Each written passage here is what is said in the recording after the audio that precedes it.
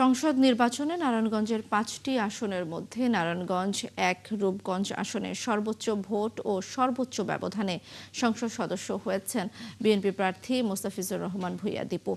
এখন রূপগঞ্জকে সন্ত্রাস চাঁদাবাজ মুক্ত করে স্বরূপে রূপগঞ্জ গড়ে তোলার অঙ্গীকার বাস্তবায়ন দেখতে চান এই এলাকার লোকজন। আর নবনির্বাচিত সাংসদ বলছেন আধুনিক রূপগঞ্জ করতে নেবেন সব ধরনের ব্যবস্থা। রিয়াজ হোসেনের তথ্য ছবিতে রিপোর্ট। নারায়ণগঞ্জ ১ আসনে রয়েছে ১,০০০-এর অধিক ছোট বড় বিভিন্ন ধরনের শিল্প কারখানা, রয়েছে বড় বিপণী বিতান, ফলে অর্থনৈতিক দিক দিয়ে আসনটির গুরুত্ব অনেকটা বেশি।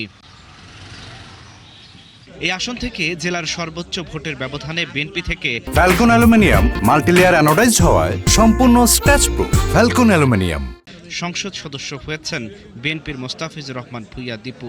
জয়ের পর থেকে এখনো উৎসবের আমেজ রয়েছে পুরো উপজেলায়। তবে আধুনিক রূপগঞ্জ করার প্রতিশ্রুতি এবার বাস্তবায়ন দেখতে চান এলাকার লোকজন। যেহেতু জনগণ তাকে সর্বোচ্চ ভোট দিয়ে রূপগঞ্জে তাকে বিজয়ী করেছে, তিনিও আমাদেরকে প্রতিশ্রুতি এবং আশ্বস্ত করেছেন যে তিনি সেই ইশতেহারগুলোকে বাস্তবায়ন করবে। আমি রূপগঞ্জটা খুব সুন্দরভাবে স্বপ্নের রূপগঞ্জ গড়ে তুলব।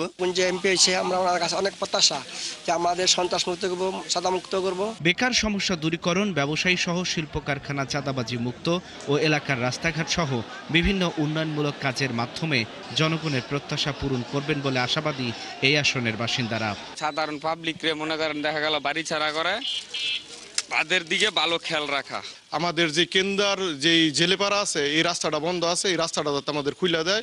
আমাদের প্রথম চাই যে নেশা যে মাদকের যে ৬ লাখ তার নির্মূল করার ব্যবস্থা নেবে। এদিকে মোস্তাফিজুর রহমান ভূঁইয়া দীপু বলেন বিগত ১৭ বছর তিনি দলীয় নেতাকর্মীদের ছেড়ে যাননি বলেই এত বেশি ভোট পেয়ে জয়ী হয়েছেন।